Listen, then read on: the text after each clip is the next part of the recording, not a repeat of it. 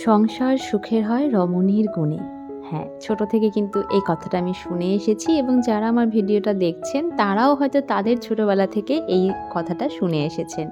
তো কার কি মতামত এই বিষয়ে সেটা পরে শুনবো। তার আগে বলি, hello everyone, welcome back to the channel to a new blog. আমি সায়নী দিল্লির নতুন একটা সকালের সাথে নতুন একটা ব্লগ দিয়ে আপনাদের কাছে চলে এসেছি আরও একটা নতুন ভিডিওর সাথে। প্রথমেই বলি, যারা আমার ভিডিওটা আজকে প্রথমবার দেখছেন তারা অবশ্যই ভিডিওর শেষ অবধি যদি ভালো লেগে থাকে, যারা ইউটিউবে ভিডিওটা দেখছেন তারা আমার চ্যানেলটাকে সাবস্ক্রাইব করে দেবেন এবং যদি ফেসবুক থেকে দেখে থাকেন তাহলে কিন্তু পেজটাকে একটা ফলো করে দেবেন। দিল্লিতে কিন্তু দিনের পর দিন ঠান্ডা বেড়েই চলেছে। গতকাল রাতে এমন মুষলধারে বৃষ্টি হয়েছে, তাও আবার পুরো বজ্রপাতের সাথে। ভেবেছিলাম আজ সকাল থেকে হয়তো আর কোনো কাজই করতে পারবো না, ঠান্ডায় শুধু কনকনে কাঁপতেই হবে। কিন্তু দেখলাম না, সকাল থেকে কিন্তু মেঘলা ব্যাপারটা অনেকটাই কেটে কুয়াশাটাও আজকে আর নেই। হ্যাঁ, ঠান্ডা তো আছেই, বাট বৃষ্টির সাথে যে ঠান্ডাটা আমরা এক্সপেক্ট করেছিলাম সেরকম কিন্তু বাড়েনি। আর না হলে এত ঠান্ডার উপরে যদি আরও ঠান্ডা বাড়তে থাকে তাহলে তো এখানটাতে কিভাবে আমরা সারভাইভ করব সেটাই জানি না।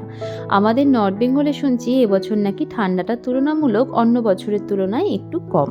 তবে সে যাই হোক না কেন, ঠান্ডাটা কোনোভাবে কাটিয়ে নিলেও কিন্তু এখানকারের গরমটা কাটানো প্রচণ্ডই দুর্বিষহ হয়ে ওঠে। আর 2-3 মাস মতন সময় আছে, তারপরে আর দিল্লিতে এই ওয়েদারটা চেনাই যাবে না, এতটাই পরিবর্তন হয়ে যায়। সকালবেলায় আমি উঠে প্রিয়ানের জন্য একটু ডিম সিদ্ধ রেডি করে নিয়েছি আর এখানটাতে একটু ফুটন্ত জল। এবার আসি প্রথমে যে কথাটা দিয়ে শুরু করেছিলাম। আচ্ছা, রমণীর গুণেই যে সংসার শুধু সুখের হয় এটা কার কার মনে হয়? আমার কিন্তু একেবারেই সেটা মনে হয় না। কারণ সংসার মানেই কিন্তু পরিবারের আর 5টা মানুষজনকে নিয়েই সেই সংসার। তো প্রত্যেকটা মানুষেরই কিছু না কিছু অবদান কিন্তু সেই সংসারের প্রতি থেকেই যায়, তার সঙ্গে সঙ্গে কিছু দায়িত্ব কর্তব্য। পুরো সংসারটা কিন্তু যেমন একার দ্বারা হয় না, তেমনই কিন্তু পুরো কৃতিত্বটাও একজনকে দেওয়া আমার মনে হয় না খুব একটা যুক্তিযুক্ত। সংসারের কাজ মানে কি শুধুই ঘর গোছানো, রান্নাবাড়ি করা, জামা কাপড় ধোয়া? একদমই নয়। তার সাথে সাথে কিন্তু বাজারঘাট, বাইরেটা সামলানো, পরিবারের প্রতিটা সদস্যের প্রয়োজন অপ্রয়োজনীয় জিনিসের কথা দায়িত্ব সহকারে মাথায় রেখে সম্পূর্ণটা ম্যানেজ করা, যেটা বেশিরভাগ ক্ষেত্রে কিন্তু পুরুষেরাই করে থাকেন।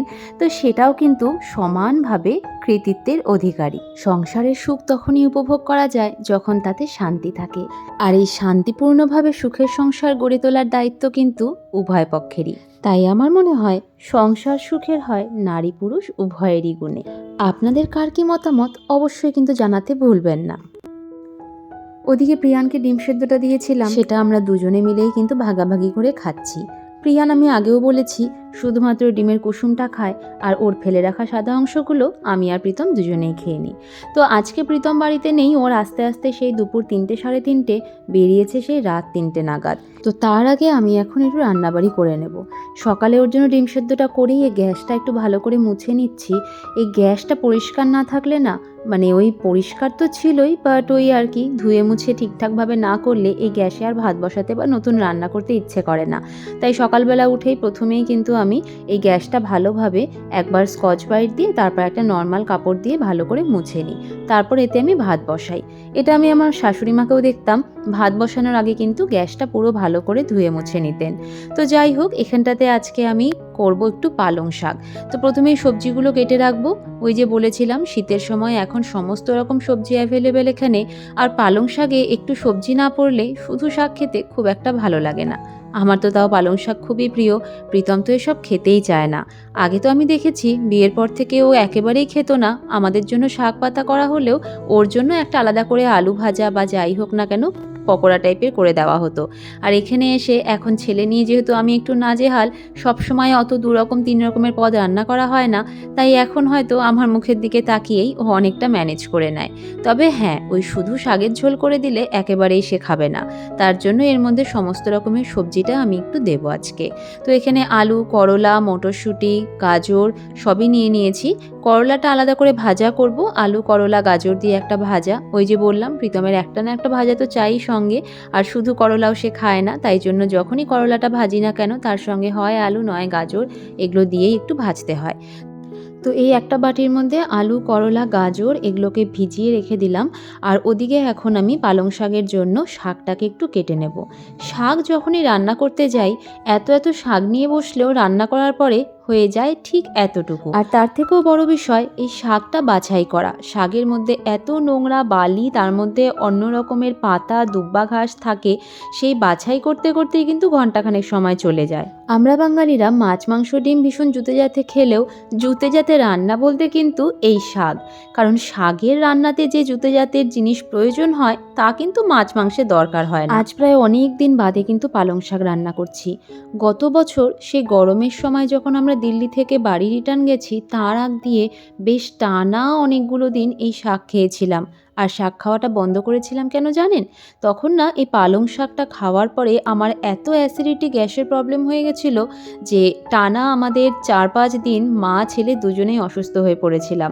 তারপর থেকে ডিসাইড করেছিলাম কিছুদিনের জন্য এই শাক পাতা বন্ধ রাখবো। আর সেই যে বন্ধ হয়েছে, ব্যাস তারপর থেকে তো গরম পড়ে গেল, শাক সেরকমভাবে পাওয়াও যেত না, আর আমাদের খাওয়ার কথাও মনে ছিল না। আবার অনেক দিন বাদে নিয়ে এলাম, বাট জানি না এবার খেয়ে যেন একদম ঠিকঠাক থাকতে পারি। কারণ এই দিল্লি আসার পরে না ভীষণ ভয় লাগে। কারণ আমাদের এই 3টে মানুষের মধ্যে কোনো একটা মানুষের কিছু হলে পরেই বাকি 2টো মানুষ একদম অসহায় হয়ে যায়। সত্যি তাই, প্রীতমের যখন ডেঙ্গুটা ধরা পড়লো এখানে আসার পরই কী যে দিন গেছে। তাও ভালো, প্রিয়ানের তখন শরীরটা একদম ঠিক ছিল। আমি একধারে প্রীতমের জন্য যাই কিছু করেছি না কেন, আর শুধু একটাই জিনিস প্রে করতাম, প্রিয়ান যেন একদম সুস্থ থাকে। কারণ আমরা তো নিজের মুখে সব কিছুটাই বলতে পারি, প্রবলেমগুলো শেয়ার করতে পারি, কিন্তু বাচ্চাদের তো সেটা হয় না, ওদের জন্য ভীষণ কষ্ট হয়। আমার মনোবল আরও বেড়ে গেছিল ওর মুখের দিকে তাকিয়েই, যে হ্যাঁ, ওর জন্য অ্যাটলিস্ট আমাদেরকে সুস্থ থাকতে হবে। আর সবথেকে বড় কথা হলো মানুষের মনের জোর, সেটা থাকলে মানুষ চাইলে কি না করতে পারে, এটা কিন্তু আমি একেবারে প্রত্যক্ষদর্শী।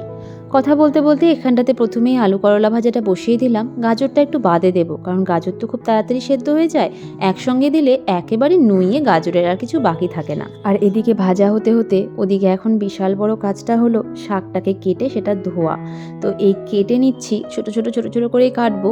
কারণ অনেকে দেখি পালং শাকটা কিন্তু বেশ বড় বড় পাতা রেখে খেতে পছন্দ করে। আর ওই যে বললাম, আমার কর্তামশাই কিন্তু একেবারেই শাক পাতা পছন্দ করে না। তারপরে যদি মুখে গোটা পাতা পড়লো তাহলে তো সে পাতেই নেবে না। তাই জন্য একদম কুচি কুচি করে কেটে নিচ্ছি। আর ওকে কিন্তু বেছে বেছে সেই পালং শাকের অল্প একটু গ্রেভি আর তার সাথে যেগুলো আলু বেগুন গাজর আছে সেগুলোই দেবো। এই শাকগুলো ও সরিয়ে সরিয়ে রেখে দেবে সব আমার জন্যই। প্রিয়ান যখন ছোট ছিল তখন প্রেসারে সিটি দিয়ে সমস্ত রকম সবজি শাক একসঙ্গে ওকে খাওয়াতাম।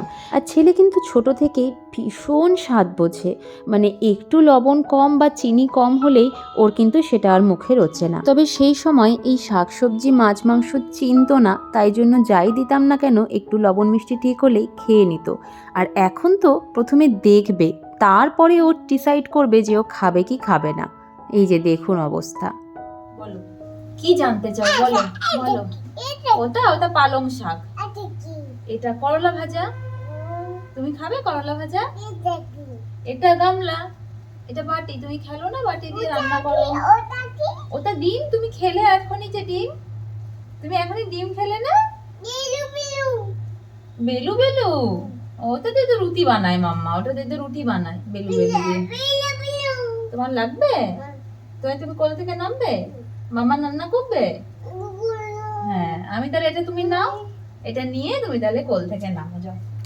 হঠাৎ করেই দেখলাম তাকিয়ে যে ও একদিকে চালের ড্রাম আর একদিকে আটার ড্রাম দুটোর উপরে একটাতে বসেছে আর একটার উপর পা রেখেছে। আর ওকে না বেশি বকাবকি করে কোনো কিছু বোঝাতে গেলে ও আরও তার উল্টোটাই করে।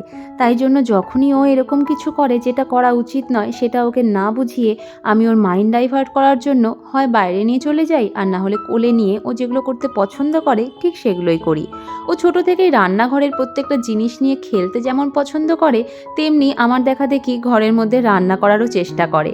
হ্যাঁ, ওর খেলনাগুলোর মধ্যে আমার মতন অরিজিনাল সবজি থাকে না, ও হয়তো ওর খেলনাগুলো দিয়েই কড়াইয়ের মধ্যে হাতাখুন্তি দিয়ে নাড়তে থাকে। তবে যাই হোক, ওর মাইন্ড ডাইভার্ট করার জন্যই ওর যেটা পছন্দের জিনিস বেলনা চাকি সেটা ওকে দিয়ে বসিয়ে দিয়েছি। আর এখন একটু বেগুনটা ফ্রাই করে নিচ্ছি, তারপরে কিন্তু পালং শাকটাও বসিয়ে দেব।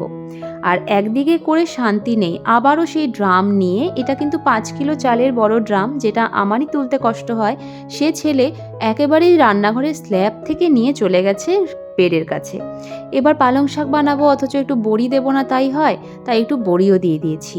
আর সকাল সকাল কিন্তু আজকে পুজোটাও দেওয়া হয়ে গেছিলো, তাই অনেকটা শান্তি। তবে যেটা বলছিলাম, আমাদের এখানে ডালের বড়ি যেটা পাওয়া যায় সেটা কিন্তু একটু অন্য রকম। এই ডালের বড়িটা না এনে এবার এত ভুল করেছি, খেতে একেবারেই স্বাদ নেই। আজকেও ভাজতে গিয়ে পরে মনে হলো এর ভেতরে গোটা গোটা ধনে দেওয়া থাকে আর কিছু মশলা থাকে যেটা কিন্তু ভীষণই উগ্র। আমাদের ওখানকার ডালের বড়ির মতন একদমই নয়। হয়তো এখানকারের লোক এরকমটাই পছন্দ করে, কিন্তু এই ডালের বড়ি না আমি খাই না প্রীতম খায়। কিন্তু একবারে প্রীতম এতগুলো বড়ি নিয়ে এসেছে, সেগুলো ফেলতেও কষ্ট লাগছে, আবার এখানে কাকেই বা দেবো, আবার কে কিভাবে নেবে, তাই জন্য নিজেদের রান্নাতেই অল্প অল্প করে দিয়ে এই বড়িটাকে শেষ করব। তো ওদিকে ভাতও হয়ে এসেছে আর এদিকে ডাল সেদ্ধ করে নিয়েছি। এই যে করলা, পেঁয়াজ এগুলো কিন্তু সব আমি ডালেই দেব, কারণ করলাটা বেশি হয়ে গেছিলো কাটা, অতগুলো ভাজা সে আমাকেই খেতে হবে, তাই জন্য একটুখানি ডালের মধ্যেও দিয়ে দেব। আমার কিন্তু করলা বা মেথি শাক যেগুলো একটু তেতো জিনিস সেগুলো ভীষণ পছন্দের। জানি না কেন, ছোট থেকে না হলেও একটু যখন জ্ঞান হওয়া শুরু হয়েছে তবে থেকে হঠাৎ করে কেন জানি শাক পাতার প্রতি আমার ভালোবাসাটা বেড়ে গেছে। এখানে এখন বিকেলের পর্ব চলছে, ছেলে ঘুম থেকে উঠেছে, পাপা সোয়েটার পরিয়ে দিয়েছে আর আমি এখানে বিকেলের স্ন্যাক্স কিছু রেডি করে নিয়েছি।